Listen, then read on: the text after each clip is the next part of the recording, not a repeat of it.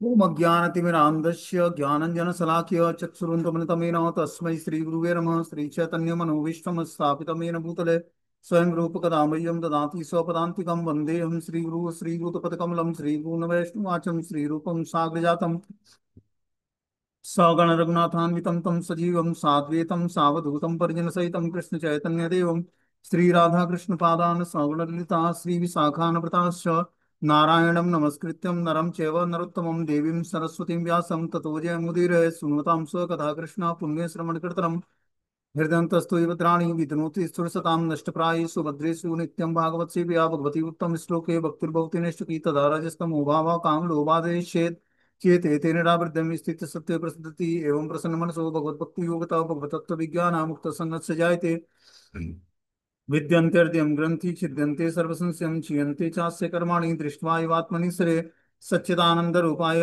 विश्वदुत्पत्तिहेतवे तापत्रय विनाशाय श्रीकृष्णाय वयं नमः। संसार सागरे मुग्नं दीनं मा करुणानिधि कर्मग्राह गृहीतांगं मामुद्धभवाड्वात् श्रीमद्भागवतमाख्यानं प्रत्यक्षं कृष्णैः स्वीकृतवस्मयानाथं मुक्तार्थं भवसागरे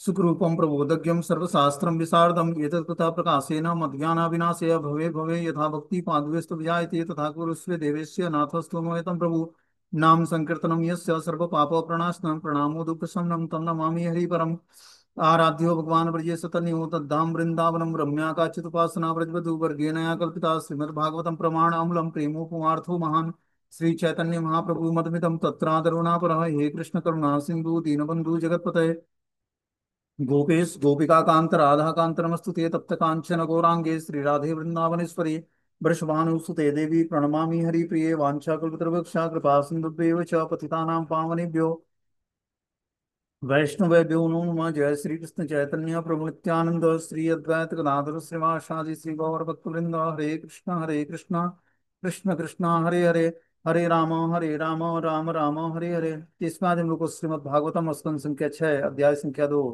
और श्लोक संख्या 24 नंबर पढ़ना है। बोलते हैं अजामिलो अप्य यथा कर्म कर्म कर्ण्य दूतानाम यम कृष्णयो धर्म भागवतम शुद्धम त्रैवेद्यम च गुणाश्रयम भक्तिमान्य भवा यात्स्यु महात्म्यम श्रवणादरे अनुतापो महानासिम स्मरतो शुभमात्मनः। यमदूतों तथा विष्णु दूतों के बीच हुआ वार्तालाप को सुनकर अजामिल उस धार्मिक सिद्धांतों को समझ सका जो भौतिक प्रकृति के 3 गुणों के अधीन कार्य करते हैं। ये सिद्धांत तीनों वेदों में उल्लिखित है। वह उन दिव्य धार्मिक सिद्धांतों को नहीं समझ सका जो भौतिक प्रकृति के गुणों से ऊपर हैं और जीव तथा पूर्ण पुरुषोत्तम भगवान के बीच के संबंध से संबंधित हैं। इतना ही नहीं, अजामिल ने पूर्ण पुरुषोत्तम भगवान के नाम यश गुण और लीलाओं के गुणगान को सुना। इस तरह वह पूरी तरह शुद्ध भक्त बन गया। तब उसे अपने विगत पाप कर्मों का स्मरण हुआ, उसे अत्यधिक पछतावा हुआ और उसने ये पाप क्यों किया। बता रहे हैं यम दूतों तथा विष्णु दूतों के बीच में जो वार्तालाप हुई उसको सुनकर अजामिल उन धार्मिक सिद्धांतों को समझ सका जो धार्मिक सिद्धांत हैं, वैदिक सिद्धांत हैं, जो भौतिक प्रकृति के 3 गुणों के अधीन कार्य करते हैं। तो जो धार्मिक सिद्धांत हैं वो भौतिक प्रकृति के 3 गुणों के अधीन कार्य करते हैं। ये सिद्धांत तीनों वेदों में उल्लिखित हैं। वह उन दिव्य धार्मिक सिद्धांतों को समझ सका जो भौतिक प्रकृति के गुणों से ऊपर होते हैं और जो जीव तथा पूर्ण पुरुषोत्तम भगवान के बीच के संबंध में संबंधित होते हैं।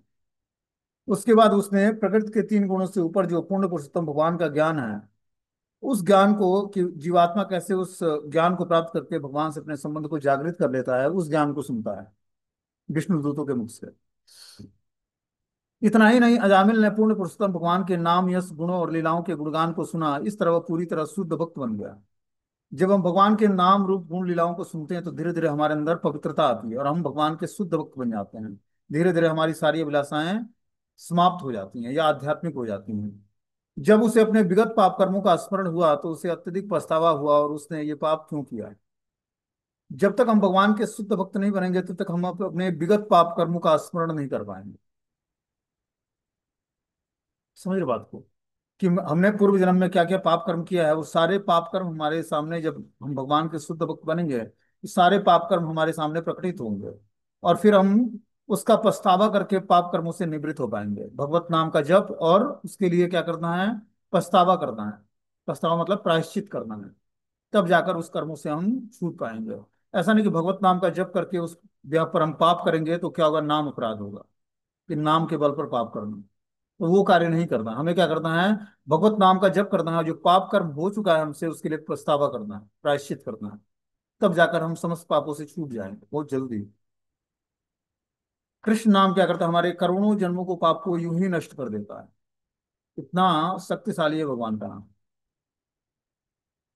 नहीं तो जीवात्मा कैसे एक जीवन में भगवत धाम को प्राप्त करेगा। जो करोड़ों जन्मों का किया हुआ पाप है वो एक जन्म में कैसे नष्ट होगा। तो कृष्ण नाम क्या करता है, एक एक नाम भगवान का करोड़ों जन्मों के व्यक्ति के पाप कर्मों को समाप्त करने की योग्यता रखता है। इतना शक्तिशाली है भगवान का नाम। बस हमें क्या करना पड़ेगा, भगवान का शुद्ध नाम लेना पड़ेगा। शुद्ध नाम मतलब अन्य अभिलाषाओं से शून्य होकर, और कोई भौतिक इच्छा, क्योंकि भौतिक इच्छा ही हमसे पाप कर्म कराती है। और जो भौतिक इच्छा समाप्त हो जाए तो व्यक्ति पाप कर्म क्यों करेगा। भौतिक इच्छाओं को मेंटेन करने के लिए वो पाप कर्म करता है। बोलते हैं भगवत गीता के दूसरे अध्याय के 45वें श्लोक में भगवान अर्जुन से कहते हैं कि त्रैगुण्य विषया वेदा निस्त्रैगुण्य भवार्जुना निर्द्वंद्व नित्य सत्वस्तु निर्विभूत क्षेम आत्मवान। वेदों में मुख्यतः प्रकृति के तीन गुणों का वर्णन है। हे अर्जुन, इन तीनों गुणों से ऊपर उठो और समस्त दैत्यों, हानि लाभ और सुरक्षा की चिंताओं से मुक्त होकर आत्मपरायण बनो। वैदिक सिद्धांत निश्चित ही आध्यात्मिक पद तक ऊपर उठने के लिए क्रमिक विधि की संस्तुति करते हैं, किंतु यदि कोई वैदिक सिद्धांतों में ही आसक्त रहता है तो पूरे आध्यात्मिक जीवन पर उठ पाने की कोई संभावना नहीं रहती है। क्या बता रहे हैं यहाँ पर, कि वेदों में मुख्यतः प्रकृति के तीन गुणों का वर्णन हुआ है। जो वेद हैं वो प्रकृति के तीन गुणों का वर्णन करते हैं। ये अर्जुन, इन तीनों गुणों से ऊपर उठो। जब व्यक्ति तीनों गुणों से ऊपर उठकर भगवान की भक्ति को स्वीकार करता है, कैसे, भगवत गीता के ज्ञान के माध्यम से। जब तक वो रिचुअल्स को फॉलो करता है, मतलब वैदिक नियमों का पालन करता है, वेदों के सिद्धांत को समझता है, उसको फॉलो करता है, कर्म कांड के नियमों का पालन करता है, तब तक वो तीन गुणों से ऊपर उठ नहीं पाता है। और तीन गुणों से बिना उठे भगवान की भक्ति को या भगवान को तत्व से व्यक्ति समझ नहीं पाएगा। इसीलिए यहाँ पर बता रहे हैं कि समस्त द्वैत्य, हानि लाभ और सुरक्षा की सारी चिंताओं से मुक्त होकर आत्मपरायण बनो। ये स्थिति कब प्राप्त होगी, जब हम समस्त दैत्यों, दैत्यों का मतलब हो गया कि डुअलिटी होती है दिमाग में, करूं या ना करूं, अच्छा होगा या बुरा होगा, हानि होगा या लाभ होगा, जय होगा या पराजय होगा। ये मतलब दिमाग में डुअलिटी भरा एक वातावरण होता है, उसमें व्यक्ति जूझ रहा होता है कि ये व्यक्ति गलत है या सही है। मतलब हर चीज में उसको क्या होता है, द्वंद्व होता है। द्वंद्व मतलब डुअलिटी। डुअलिटी मतलब वो डिसाइड नहीं कर पा रहा है कि क्या करने योग्य है और क्या करने योग्य नहीं है। इसका मतलब वो गुणों के प्रभाव में है। जैसे ही सात्विक चेतना डेवलप होगी वैसे ही आपका हर एक कार्य जो बहुत ही परफेक्शन के लेवल पे ऑटोमेटिक परमात्मा के द्वारा निर्देशित होगा। वो बोलते हैं हार मिलाप और सुरक्षा की सारी चिंताओं से मुक्त होकर आत्मपरायण बनो। तो आत्मपरायण बनने के लिए हमें क्या करना पड़ेगा, समस्त दैत्यों से ऊपर उठकर हानि लाभ और सुरक्षा की चिंताओं से मुक्त होकर भगवान को समर्पित करना पड़ेगा अपना जीवन। तब जाकर हम आत्मपरायण बनेंगे, आत्मा के बातों को सुनने के और आत्मा को सरेंडर कर पाएंगे। आत्मा है जो भगवान का अंश है, और परमात्मा हृदय में बैठे आत्मा को कंट्रोल करते हैं। वैदिक सिद्धांत निश्चय ही आध्यात्मिक पद तक ऊपर उठने के लिए क्रमिक विधि की संस्तुति करता है, किंतु यदि कोई वैदिक सिद्धांतों में ही आसक्त रहता है तो पूरे आध्यात्मिक जीवन तक उठ पाने की कोई संभावना नहीं रहती है। जैसे हम लोग कुछ रिचुअल्स फॉलो करते हैं, खासकर पारिवारिक जीवन में, जैसे 16 संस्कार बताए गए हैं, तो कुछ संस्कार हम लोग अपने घरों में फॉलो करते हैं। जैसे गर्भाधान संस्कार है, फिर अनुप्राशन संस्कार होता है, नामकरण संस्कार होता है, उपनयन संस्कार होता है, विवाह संस्कार होता है, इस तरह से अंत्येष्टि क्रिया संस्कार होता है। इस तरह से 16 संस्कारों को आदमी, उसमें से 10 संस्कार वैष्णव भी करते हैं। तो इन संस्कारों को फॉलो करना ये तो वैदिक नियम है। वैदिक मतलब कर्म कांड के नियम है, वेदों के नियम है। अब इस वेदों के नियम को हम कैसे फॉलो कर रहे हैं, हमें उसको शास्त्रों की मर्यादा को ध्यान में रखते हुए फॉलो करना है, कि हर संस्कारों को नाम संकीर्तन और प्रसाद वितरण, इन दो चीजों से जोड़ देंगे तो वो आध्यात्मिक बन जाएगा। वही यहाँ पर बता रहे हैं कि पूरे आध्यात्मिक जीवन तक ऊपर उठने की कोई संभावना नहीं रहती है जब तक वो वैदिक सिद्धांतों में आसक्त रहता है। जैसे मान लो कि फैमिली लाइफ में कोई एक डिवोटी हो, बाकी सब लोग तो कर्मकांड के नियमों को ही फॉलो करते हैं। जो रिचुअल्स अपनी फैमिली में चला आ रहा है कुल परंपरा के अंतर्गत, उस परंपरा को व्यक्ति फॉलो करता है। लेकिन हमें क्या करना होगा, हमें अपने तरीके से करना होगा वैष्णव सिद्धांत के अंतर्गत, कि हम उसमें नाम संकीर्तन करें, श्रीमद् भागवतम की कथाओं को लोगों को पढ़कर सुनाएं और प्रसाद वितरण करें। तब जाकर हर एक एक्टिविटी बहुत ही मंगलकारी होगी। खासकर विवाह संस्कार के उपलक्ष्य में, या फिर अंत्येष्टि क्रिया के उपलक्ष्य में, या कोई भी शुभ कार्य के उपलक्ष्य में भगवान वामन देव की जो कथा है श्रीमद् भागवतम की, वो पढ़ना बहुत ही मंगलकारी होता है। उससे हर चीजें शुभ हो जाती हैं। उसमें कोई त्रुटि भी होती है तो उससे वो भगवान क्षमा कर देते हैं। जो बलि महाराज और वामन देव का संवाद है 8वें स्कंद में, उसको उसका पूरा हमें क्या करना चाहिए, उसकी कथा हमें सुननी चाहिए या कथा सुनानी चाहिए लोगों को पढ़ के। खासकर जब घर में कोई शुभ कार्य होना हो या अंत्येष्टि क्रिया होनी हो, तब उससे क्या होगा, अक्षय फल मिलेगा जो कभी नष्ट नहीं होने वाला होगा। इतना वो पावरफुल और मंगलकारी, उसका महात्म बताया गया उसमें, कि जो बलि महाराज और वामन देव की कथा है, वो हर एक शुभ और अशुभ कार्यों में अगर जो हम उसका पाठ करते हैं तो उसमें होने वाली समस्त त्रुटि का विनाश हो जाएगा, और वो बहुत ही मंगलकारी हो जाएगा, ऑस्पिशियस हो जाएगा सब कुछ। तो हमें नहीं पढ़ सकते तो किसी ब्राह्मण को बुलाकर हम पढ़ा सकते हैं, लेकिन हमें अवश्य करना चाहिए। बोलते हैं कि पूरे आध्यात्मिक जीवन तक उठ पाने की कोई संभावना नहीं रहती है, इसलिए कृष्ण अर्जुन को भक्ति करने की सलाह देते हैं, क्योंकि दिव्य धर्म की यही विधि है। भक्ति के दिव्य पद की पुष्टि श्रीमद् भागवतम में भी हुई है। सवे पुंसा परो धर्मो यथो भक्ति अधुक्षजे।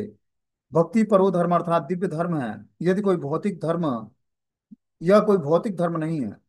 सामान्यतः लोग यही सोचते हैं कि धर्म का पालन भौतिक लाभ के लिए करना चाहिए, या उन लोगों के लिए उपयुक्त हो सकता है जो भौतिक जीवन में रुचि रखते हैं। किंतु जो आध्यात्मिक जीवन में रुचि रखता है उसे परो धर्म अर्थात उस धर्म के प्रति अनुरूप अनुरक्त होना चाहिए, जिससे मनुष्य परम भगवान का भक्त बन सके। तो हमें किस धर्म के प्रति रुचि जागृत करनी चाहिए, जो धर्म भगवान की भक्ति के लिए अनुकूल हो। देखो, जब हम भक्ति करने का प्रयास कर रहे हैं, भक्त बनने का प्रयास कर रहे हैं, तो हमें अब उन्हीं चीजों को स्वीकार करना है जो भक्ति के अनुकूल है। सारे संस्कार, सारे जितने भी हमारे घर में रिचुअल्स फॉलो किए जाते हैं, सब में हमें भगवान को भोग लगाकर प्रसाद वितरण करना, भगवत नाम का संकीर्तन करना, और भगवान की कथाओं को पढ़ना या पढ़ाना, या सुनना या सुनाना, ये बहुत ही आवश्यक है। तब जाकर हमारा हर एक एक्टिविटी बहुत ही मंगलकारी हो जाएगी। और वो वैदिक कर्मकांड के नियमों से करोड़ों गुना ज्यादा लाभप्रद हुआ। करोड़ों गुना, उसकी कोई तुलना ही नहीं है। वो इनफाइनाइट स्वीकृति प्रदान करेगा, अनंत स्वीकृति प्रदान करेगा। वैदिक रिचुअल्स को जो हम फॉलो करते हैं, या वैदिक शास्त्रों को पढ़ते हैं, या वैदिक मंत्रों का उच्चारण करते हैं किसी भी रिचुअल्स में, विवाह में, या फिर अंत्येष्टि क्रिया में, या फिर घर में यज्ञ होता है, चाहे जो भी होता है, और जो उसमें कुछ त्रुटि होती है तो उसके रिएक्शंस भोगने पड़ते हैं, यजमान को और जो कराने वाला व्यक्ति ब्राह्मण को, दोनों को रिएक्शन लगता है। लेकिन नाम संकीर्तन है, श्रीमद् भागवतम है, प्रसाद वितरण है, कथा कीर्तन है, इसमें कोई रिएक्शन नहीं जनरेट होता है। कुछ त्रुटि भी हो गई तो उससे कुछ नुकसान नहीं होगा। लेकिन वैदिक नियमों में जो हम पालन करते हैं, कर्मकांड के नियमों में, उसमें थोड़ी सी त्रुटि हुई तो क्या होगा, पूरा स्थिति व्यक्ति की बदल जाएगी। और हम सबको पता है कि कितने शुद्ध ब्राह्मण होते हैं वैदिक मंत्रों का उच्चारण करने वाले, या फिर वो कितने पवित्रता से क्या करते हैं, हम सबको पता है। जो यज्ञ में या फिर चाहे जो भी हम रिचुअल्स फॉलो करते हैं, उसमें जो सामग्रियां यूज होती हैं वो भी उतनी पवित्र नहीं होती। तो इसीलिए हमें कलयुग में नाम संकीर्तन पर बल देना चाहिए। घर में कोई भी फंक्शन हम सेलिब्रेट करें, उसको नाम संकीर्तन से जोड़ें। हरि का नाम सर्वत्र ही मंगलकारी है। तो हर चीजों को जब भगवान के नाम से जोड़ देंगे, भगवान की कथाओं से जोड़ देंगे, तो क्या होगा, वो मंगलकारी बन जाएगा। लेकिन वैदिक रिचुअल्स को हम फॉलो करते हैं, उसमें कुछ वैदिक मंत्रों के उच्चारण में त्रुटि होती है, उसका रिएक्शन भोगना पड़ता है।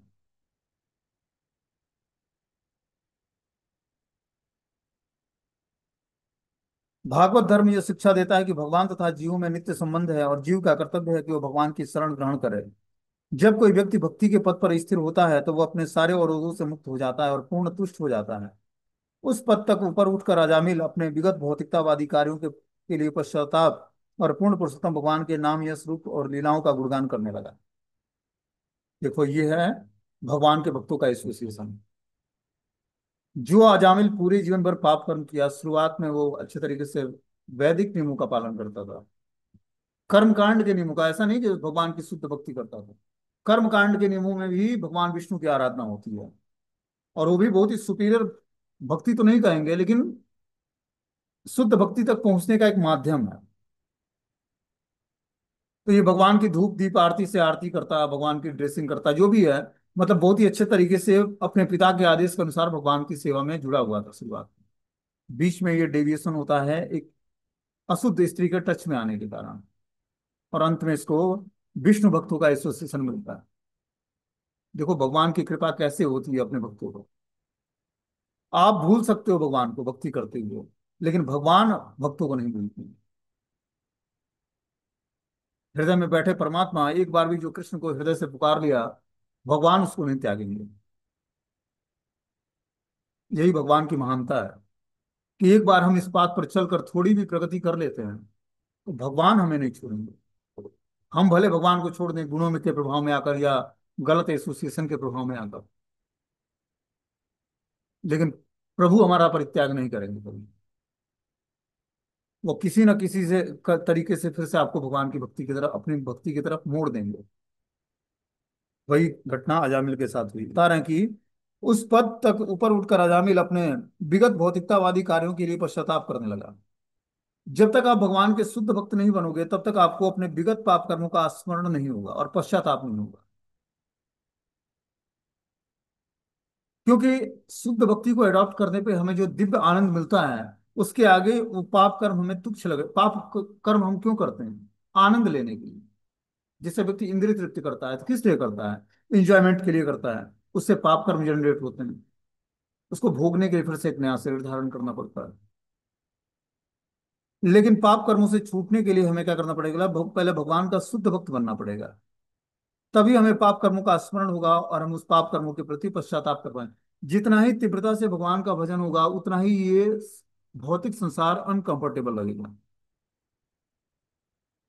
ये प्रैक्टिकल रियलाइजेशन बता रहा हूं मैं आपको, कि जितना ही अच्छे तरीके से आप भगवान की भक्ति करोगे, भजन करोगे, उतना ही ये भौतिक संसार आपको अनकंफर्टेबल फील होगा कि यहाँ पे रहने योग्य नहीं है, हर व्यक्ति मुझे प्रताड़ित कर रहा है।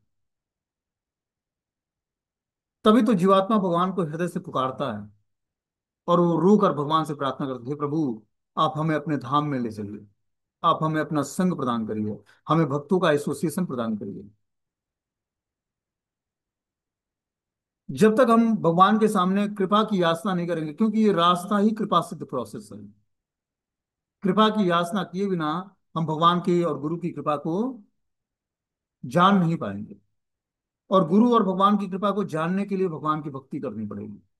जब हम भगवान की भक्ति करेंगे तभी हम गुरु की और वैष्णव की और भगवान की कृपा को जान पाएंगे। जब जानेंगे तभी हम ग्लोरीफाई कर पाएंगे। बिना ग्लोरीफाई किए है और हम पर कृपा होगी नहीं भगवान की या गुरु की। क्योंकि आप जो गुरु के द्वारा जो आपको क्रेडिट मिल रहा है, या गुरु के द्वारा जो भक्ति करने का एक मेथड मिल रहा है, इसके कारण आप उनके ऋणी हो। उस ऋण से ऋण होने के लिए हमें ग्लोरिफिकेशन करना चाहिए गुरु का, वैष्णव का, भगवान के भक्तों का। हम और कुछ तो नहीं दे सकते, लेकिन उनका ग्लोरिफिकेशन करके हम उन ऋणों से धीरे धीरे मुक्त होंगे। और क्या करके? उनके आदेश का पालन करके, और क्या करके? प्रचार करके। जीवे दया, नामे रुचि और वैष्णव सेवा। जीवों पर दया करना, वैष्णव सेवा करना और नाम जप करना, ये तीन एक्टिविटी रघुनाथ दास गोस्वामी ने बताया है कि हर एक वैष्णव के अंदर ये तीन गुण होने चाहिए। नामे रुचि, वैष्णव सेवा और जीवे दया। नाम में रुचि भगवान के, वैष्णव की सेवा, और जीव के प्रति दया। जब जीवों के प्रति दया उमड़ेगी हृदय में, तब जाकर आप प्रचार करोगे, लोगों को बताओगे भैया तू भी एकादशी व्रत रख ले, नाम जप कर ले, भगवान की कथा सुन ले, भगवान का प्रसाद खा ले। अभी क्या है, अभी स्थिति ये है कि अगला व्यक्ति और जो भौतिकतावादी है आपसे हालचाल पूछता है, आप उसका हालचाल पूछ, अब फिर वही पुरानी बातें शुरू हो जाएंगी जो वो बचपन में जब हम एक दूसरे से लंगोटिया यार थे तब से, तभी की घटना सब याद आने लगी।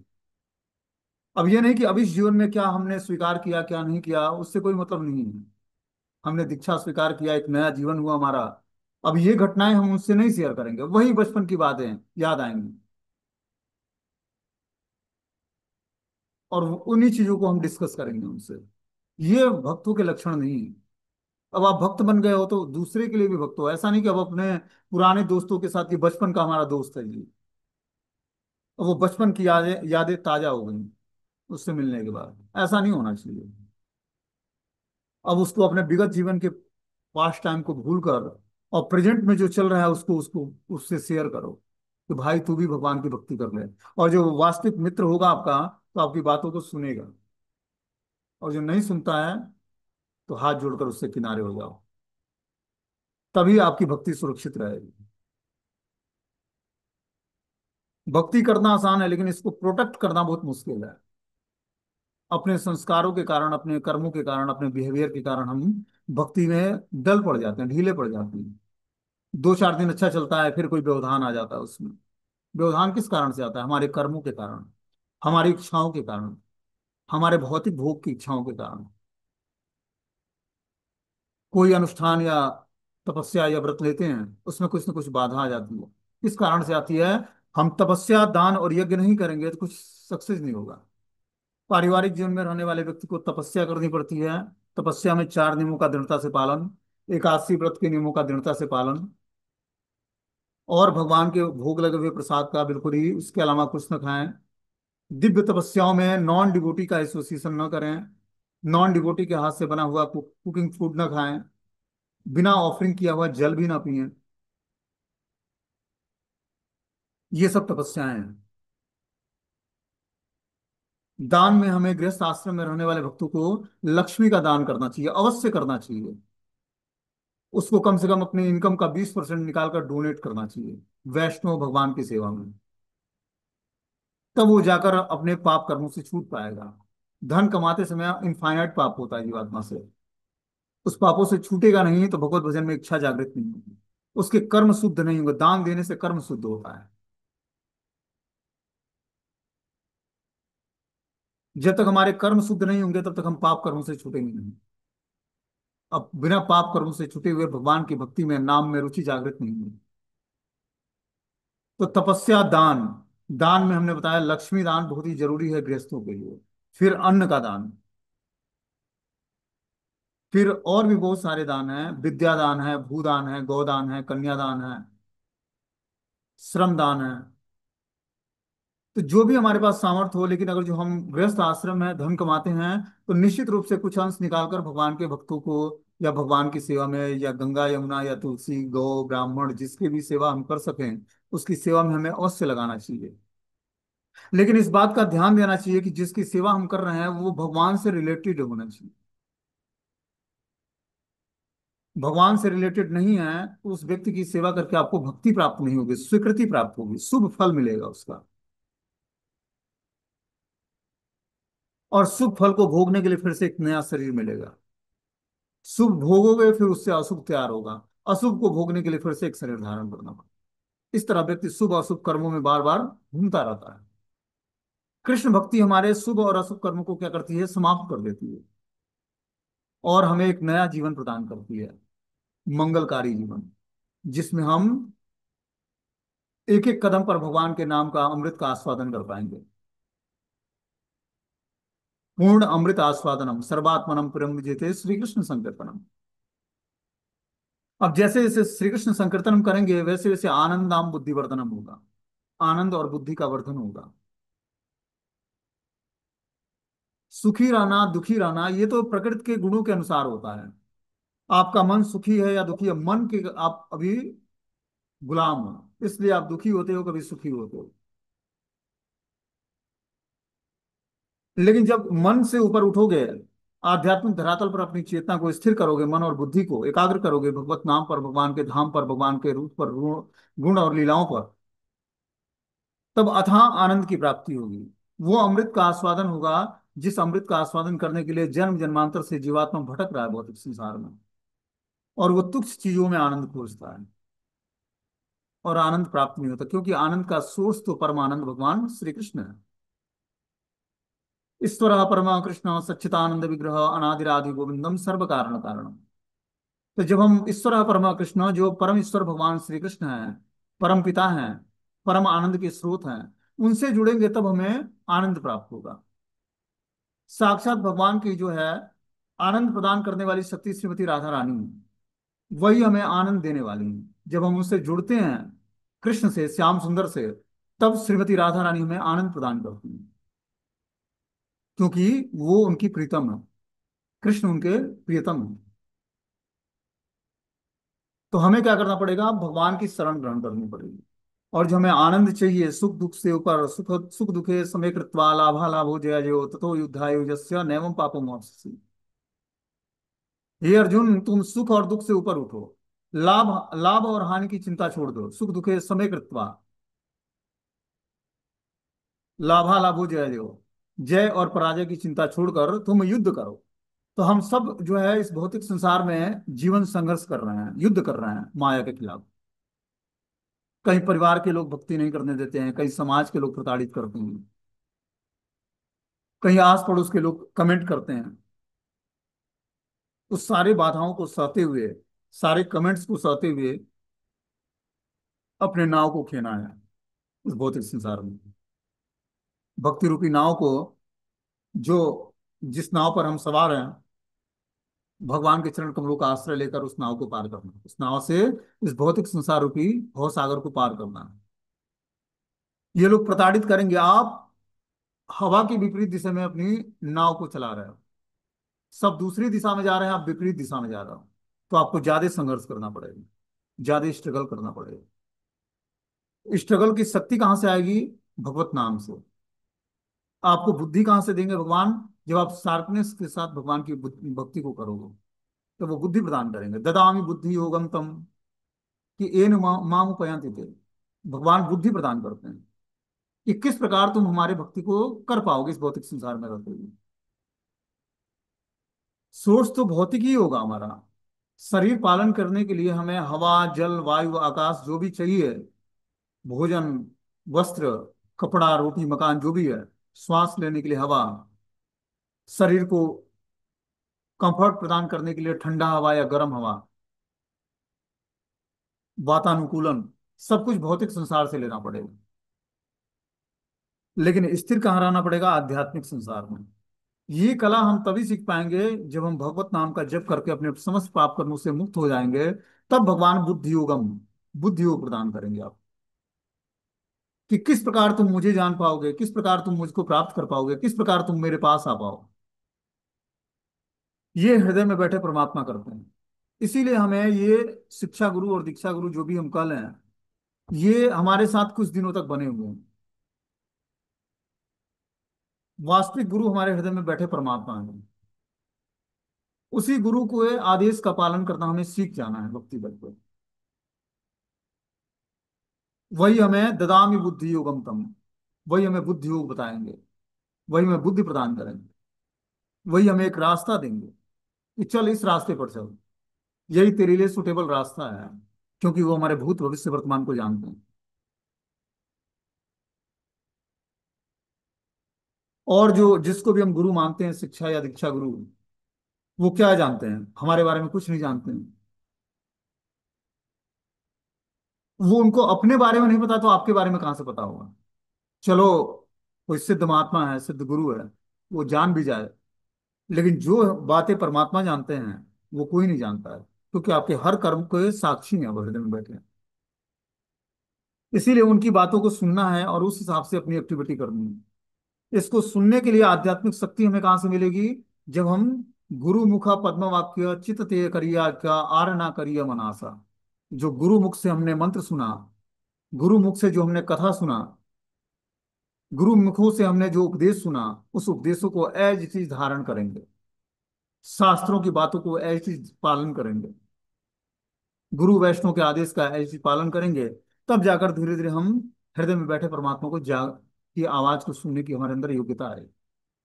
क्योंकि हमारे वही चैत्य गुरु हैं, वही वास्तविक गुरु हैं, वही हमारे परम गुरु हैं। भक्ति का रास्ता कोई खिलवाड़ का रास्ता नहीं है, बहुत ही गंभीर रास्ता है, और बहुत ही लंबी यात्रा करनी है इस पर। यूं ही व्यक्ति मतलब 2-4 दिनों की भक्ति से और टूटे फूटे भक्ति से प्राप्त नहीं होने वाला है। बहुत ही लंबी यात्रा है ये। हो सकता है कि ये जीवन समाप्त हो जाए और अगला जीवन मिले, हो सकता है इसी जीवन में हम यात्रा तय कर लें। डिपेंड हम पर करता है कि हम कितना गंभीरता से भक्ति के रास्ते को स्वीकार करते हैं। जो हमें आचार्यों से, गुरु परंपरा से साधना भक्ति का जो स्टैंडर्ड मिला है, जितना ही हम उसको एग्जॉर्ब होकर और टाइम की पंक्चुअलिटी और प्योरिटी के साथ उसको फॉलो करेंगे, जितना ही गुरु और वैष्णव और भगवान के प्रति शरणागति बढ़ाएंगे, उतना ही जल्दी हम भक्ति के रास्ते पर आगे बढ़ जाएंगे। और भक्ति के रास्ते पर आगे बढ़ने का मतलब है आप 100% सेटिस्फाई हो जाओगे, संतुष्ट हो जाओगे। आपको अब कोई चिंता नहीं रहेगी कि हमारा जीवन कैसे चलेगा, आगे पता नहीं क्या होने वाला है। ये सब चिंताओं से बिल्कुल बिल्कुल चाह और चिंताओं से मुक्त हो जाओगे। कोई चाहत नहीं, कोई चिंता नहीं। अब सोच लो ऐसा जीवन क्या होगा जिसमें कोई चाहत ही नहीं, कुछ नहीं चाहिए, कोई चिंता ही नहीं है। चिंता मुक्त जीवन, आनंदमय जीवन, पूर्ण संतुष्ट जीवन। तो सोचो वो जीवन कैसा होगा। अभी क्या है, भौतिक लालसाएं हृदय में जल रही हैं। जिस तरह जंगल में अग्नि लग जाती है तो उसको बुझाना मुश्किल होता है, उसी तरह हृदय में भौतिक लालसाओं का आग लगा हुआ है, और व्यक्ति भाग रहा है उसको प्राप्त करने के लिए। लोन फाइनेंस करा लो, उसको चुका लो, बड़ी गाड़ी खरीद लो, बड़े घर खरीद लो, अच्छे ड्रेस पहन लो, अच्छे भोजन कर लो। मतलब इतने सारे उसके हृदय में भौतिक लालसाएं हैं कि वो हृदय जल रहा है उस लालसाओं को पूरा करने, और अहरनिश श्रम करता है बिना रुके। इतना, और जो एक जीवन अपना भगवान को देकर और इस तरह से भगवान की भक्ति को स्वीकार कर ले, तो फिर तो उसका जो जीवन शुरू होगा उसकी कभी कल्पना भी नहीं करा होगा वो जीवन में, कि क्या ऐसा भी जीवन होता है किसी का। लेकिन ये जीवन तो बिरला ही किसी को प्राप्त होता है। इसीलिए हमें इच्छा व्यक्त करनी होगी भगवान से, हे प्रभु, अनेक जन्मों से मैं भटकता हुआ जीवात्मा, इस जीवन में कहीं गुरु कृपा से, भक्तों की कृपा से हमें भक्ति लता बीज मिला है। हमें गुरु परंपरा से एक सुविधा मिला है कि हम कथाओं को सुन सकें, नाम जप कर सकें, एकादशी व्रत को रख सकें, भगवत शास्त्रों को पढ़ सकें, गुरु वैष्णवाचार्यों की कुछ सेवा कर सकें। ब्रह्मांड भ्रमिते कौन भाग्यवान जीव, गुरु कृष्ण प्रसादे पाए भक्ति लता बीज। तो हे प्रभु, आप हम पर कृपा बनाए रखें ताकि हम उस रास्ते पर आगे बढ़ते जाएं। वास्तविक तो कृपा क्या है कि भगवान की ही कृपा होती है, तब जीवात्मा किसी वैष्णव से कृपा की याचना करता है। उसके हृदय में बैठे परमात्मा हर एक व्यक्ति से किसको इसको कृपा मिलनी है, वो कृपा हृदय में बैठे गुरु ही दिलाएंगे, जो कि परमात्मा कहलाते हैं। वो न चाहते हुए भी आप पर कृपा करेगा, और आप न चाहते हुए भी उससे कृपा की याचना करोगे। जिसके हृदय में भगवान निवास करते हैं, व्यक्ति न चाहते हुए उसके सामने जाते ही नतमस्तक हो जाता है। समझे बात को। आप नहीं चाहोगे कि, आप नहीं जानोगे कि ये व्यक्ति भगवान का भक्त, आप ऑटोमेटिक उसके सामने जाते ही नतमस्तक हो जाए, झुक जाओगे, क्योंकि उसके हृदय में भगवान है।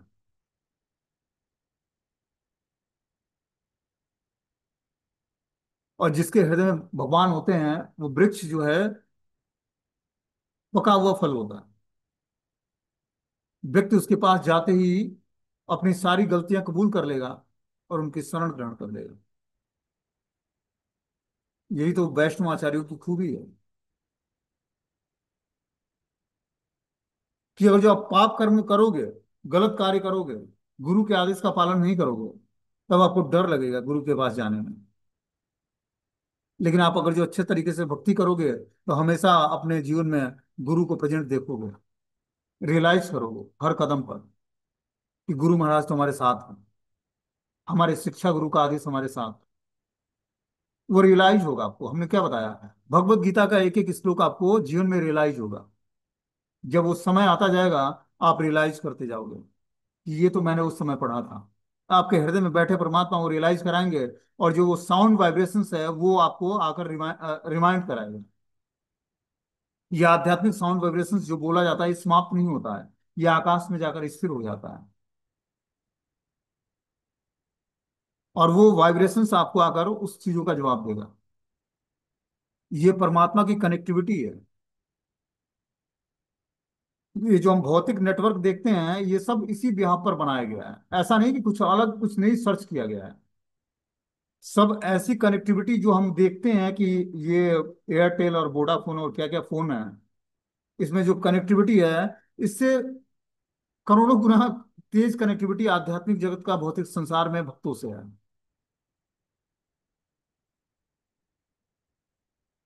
जैसे होता है ना कि आकाशवाणी लंदन से न्यूज का प्रसारण होता है, तो रेडियो क्या बोलता है, मैं आकाशवाणी लंदन से न्यूज प्रसारित कर रहा हूँ। तो ये गोलोक वृंदावन धाम से ये साउंड वाइब्रेशंस प्रसारित होता है, क्योंकि ये दिव्य साउंड वाइब्रेशंस है, आध्यात्मिक साउंड वाइब्रेशंस है। इसीलिए गुरु परंपरा से प्रेयर किया जाता है। हम लोगों को लगता है कि यार जीवन में तो प्रेयर्स का कोई इंपॉर्टेंस ही नहीं है। हम लोगों को लगता होगा ना कि अरे 20 मिनट तो प्रेयर में निकाल देते हैं प्रभु। उस प्रेयर का क्या इंपॉर्टेंस है अपने जीवन में, सुनने में अच्छा लगता है कि नहीं लगता, क्या नहीं पता है। प्रेयर्स का मतलब है कि गुरु से, भगवान के भक्तों से जो ग्रंथ लिखे हैं व्यास देव, जब हम उनको प्रणाम करते हैं, उनकी कृपा की याचना करते हैं, तो हमारे हृदय में वो साउंड वाइब्रेशंस वो भेजते हैं। उनकी कृपा से व्यक्ति बोल पाता है। शक्ति नहीं, बुद्धि नहीं, मतलब अपनी शक्ति और बुद्धि नहीं है, क्या है, बस कृपा मात्र है। ये रियलाइज होगा। शास्त्रों को जो मैं बताता हूँ, ये पढ़ता नहीं हूं मैं आज तक। कभी 2 4 10 मिनट कभी पलट लिया तो पलट लिया, नहीं तो पढ़ा हमने 2017 में। 2017 में श्रीमद् भागवतम पढ़ा था मैं, वो भी ऑफिस कार्यालय में बैठ।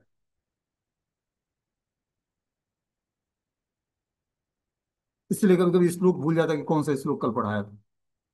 2017 में भागवतम पढ़ा था। हाँ, लेकिन सुना था कंटिन्यू 2020 तक। मंदिर के अंदर एक भी दिन ऐसा नहीं था जिस दिन श्रीमद् भागवतम की कथा हो और मैं न प्रेजेंट हूं। तो वो साउंड वाइब्रेशंस हृदय में स्थिर हो जाता है। अभी आपको लगेगा कि हमारा हृदय दूषित है, इसलिए वो साउंड वाइब्रेशंस काम नहीं कर रहा है, या रियलाइज नहीं हो रहा है, या हम सुन नहीं पा रहे हैं, या जान नहीं पा रहे हैं। लेकिन धीरे धीरे हम सब रियलाइज करेंगे। ठीक है, हरे कृष्णा। मीटिंग क्लोज हो जाएगा अब। चैतन्य